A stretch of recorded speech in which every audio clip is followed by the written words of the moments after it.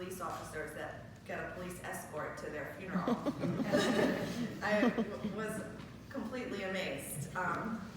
All of us here have loved Mrs. D through different eyes. So many of you have said she was like a mother to me, a grandmother to me, my dear aunt, my cherished friend. The list goes on. Most of you have known her way longer than me. However, through my eyes, she was my Nana. There was so much more to Nana than the way she made the tastiest buttered roll, how she could cook every piece of bacon to perfection, and how she could make tomato soup that could truly heal your soul. Those are only a few of the things I'll miss the most. She was beyond special. Her ability to care was shown in everything she did, like the way she would decorate the store counters into tiny snow villages, continuously mail letters and cards to so many of us and her friends and family, wrap gifts as they were coming from Santa's workshop. And as it got harder for her to get around, she made personalized clothing, pillows, and blankets covered in cherished memories. She welcomed anyone who walked into her office, found them a seat, and got ready for a chat. My daughter McKenna told me that she loved sitting on Nana's lap playing on her computer with her. Nana cherished doing this with the young kids. They would sit with her as she found their favorite video and snuck them a treat. For me, it was snuggling up to her in the store while she talked to customers. She would always proudly introduce me to whoever she was talking to. She loved her family. My Aunt Sue, my Aunt Dory, my dad Ralph, along with her 7 grandchildren and 7 great-grandchildren. When one of us got married or engaged, it was as if they've always been part of the family. She was the Davenport glue. When it came to work, she made sure everyone knew there was always a job to do. Ralph's fishing station could never be what it is today without her dedication to keep it going.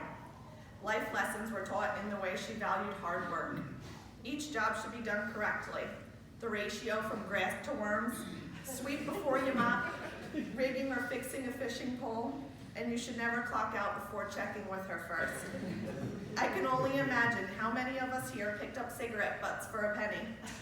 She always found a way to keep everybody busy.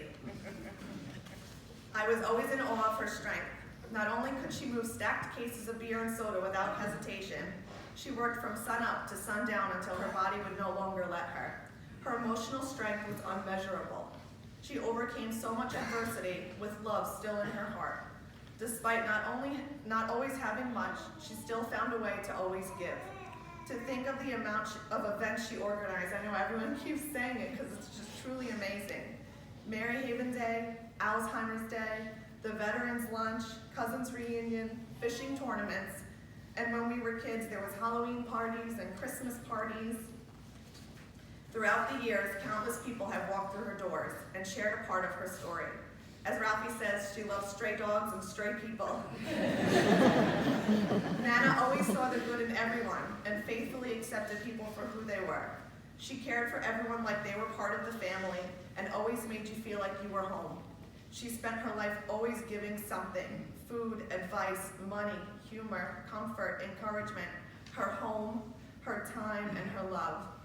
She truly gave us all a part of her, and we are better for it. I can only pray that she is currently pulling the lever of a slot machine with a cigarette burning in the ashtray and all her dogs beside her. Our hearts are so heavy without her, but so full because of her. On Sunday, Nana passed in her sleep, surrounded by her family in her home. This is a dream of many people. She's a woman who truly deserves this dream to come true. Minutes before she passed, Aunt Dory asked me to read the poem she had on her dresser. This poem is called Footsteps. One night, a man had a dream. He dreamed he was walking along the beach with the Lord. Across the sky flashed scenes of his life. For each scene, he noticed 2 sets of footprints in the sand, one belonging to him and the other to the Lord. When the last scene of his life flashed before him, he looked back at the footprints in the sand. He noticed that many times along the path of his life, there was only 1 set of footprints. He also noticed that it happened at the very lowest and saddest times in his life. This really bothered him, and he questioned the Lord about it. Lord, you said that once I decided to follow you, you would walk with me all the way. But I have noticed that during the most troublesome times in my life, there is only 1 set of footprints. I don't understand why, when I needed you most, you would leave me. The Lord replied, my precious, precious child, I love you, and I would never leave you. During your times of trial and suffering, when I see only one set of footprints, it was then that I carried you. I hope we find peace knowing that Nana is comfortable and breathing just as she can